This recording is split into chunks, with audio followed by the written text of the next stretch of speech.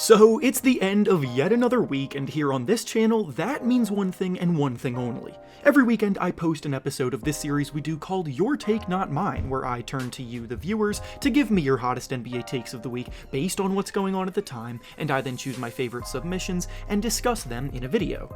This week, there has been so much action every night, with a few big matchups going down, and then there's also been more rumors of trades possibly coming down the horizon, the standings are starting to shake out, and we're starting to get a good picture of where things are going, so we definitely have plenty to discuss.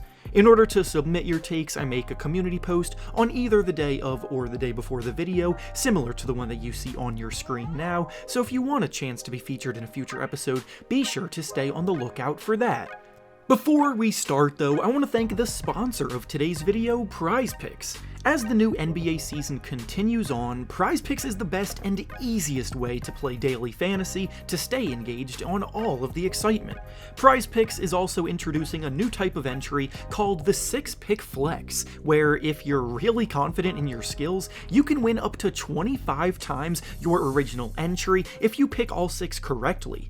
Choose between points, rebounds, assists, three-pointers made, fantasy points, and more, plus you can even make mixed sports entries, so if you happen to be a fan of football, baseball, soccer, or anything else, PrizePicks has you covered.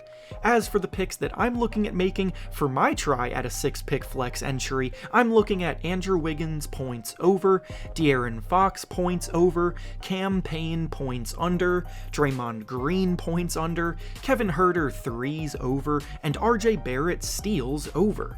By going down to the link in the description of this video and using promo code REFERENCE when you sign up, you also get a deposit match bonus of up to $100. Once again, thank you to PrizePicks for sponsoring today's video. Now let's get back to the topic at hand. The first take that we'll be discussing today comes to us from Ichiro, and he says that Klay Thompson is washed and the Warriors should trade him whilst he still has some trade value. Then on the flip side, he says that they need to retain Draymond Green moving forward because he's still critical to their success.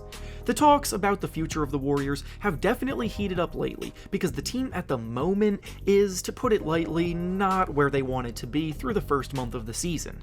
They're in 11th place in the Western Conference standings at the moment and have suffered some really bad losses to teams that they should be beating as the defending champions.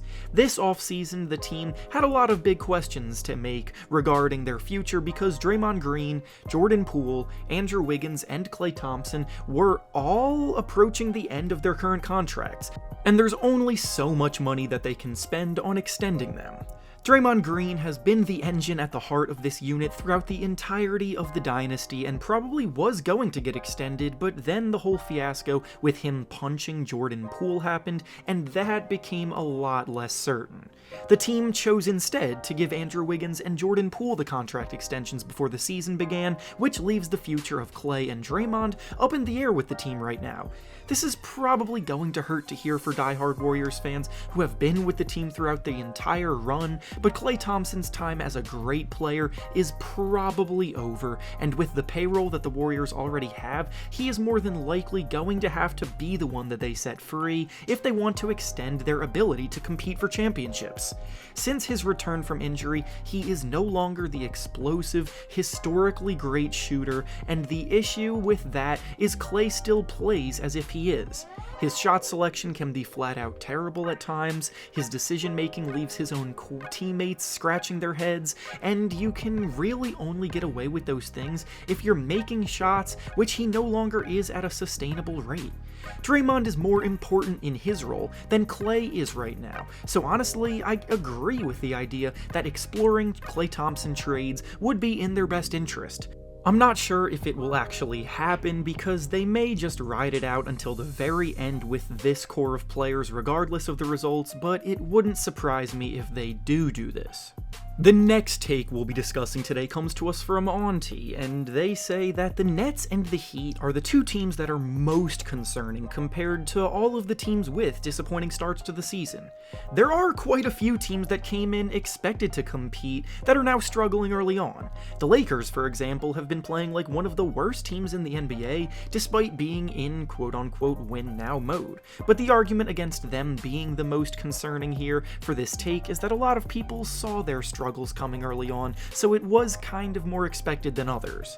The Nets have the star talent to compete with anyone, but for a variety of reasons, things haven't quite come into fruition.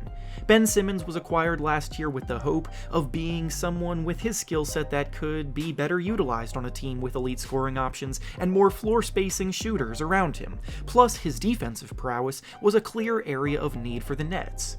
The problem, though, is that Ben Simmons that they have on the court right now is not the Ben Simmons of old.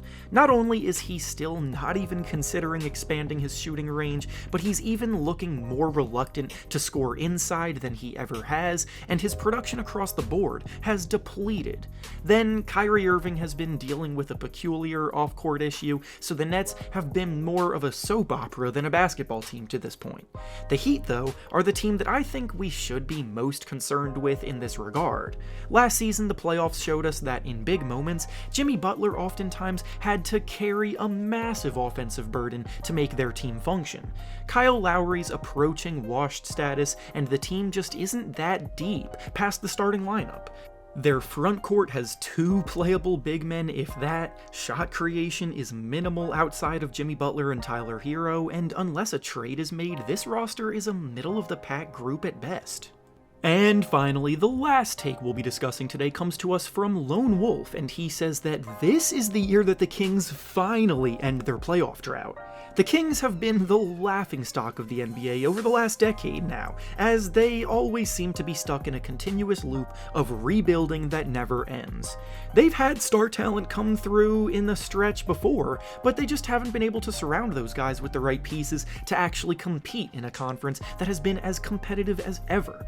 Early on this year, it was looking like a lot of the same, as the Kings lost their first 4 games of the season, but since then, they have been the hottest team in the NBA. Over the last 10 games, the Kings are 8-2, and are now in 8th place in the Western Conference standings, and could continue to climb higher if they keep this up. What's been the key to this turnaround? It has been, of course, their electrifying offense. The Kings have the number 2 ranked offense in the NBA right now, coming in behind only the Boston Celtics, who also have the best record in the league. The Kings push the pace, they run some beautiful sets, they exploit mismatches, De'Aaron Fox has been playing the best basketball of his career, and they are also deeper with more scoring options than they've had during their drought. Keegan Murray is a great pick that they got in the draft as a youngster with a quick trigger from 3. Malik Monk and Kevin Huerter have added a lot to their offensive firepower, and Domantas Sabonis holds things down inside, providing a strong secondary scorer and playmaker. The one thing that worries me is that the Kings are still ranked as a bottom 5 defense in the league, and eventually they will need to get some stops if they want to make a serious run at the playoffs, but if their offense can be this sustainable, they might be able to make up for it there. And with that being said, that's all I have for you today. Make sure to like the video, subscribe to the channel, and comment down below what you think about the takes we discussed. Thanks for watching, and I'll see you all next time.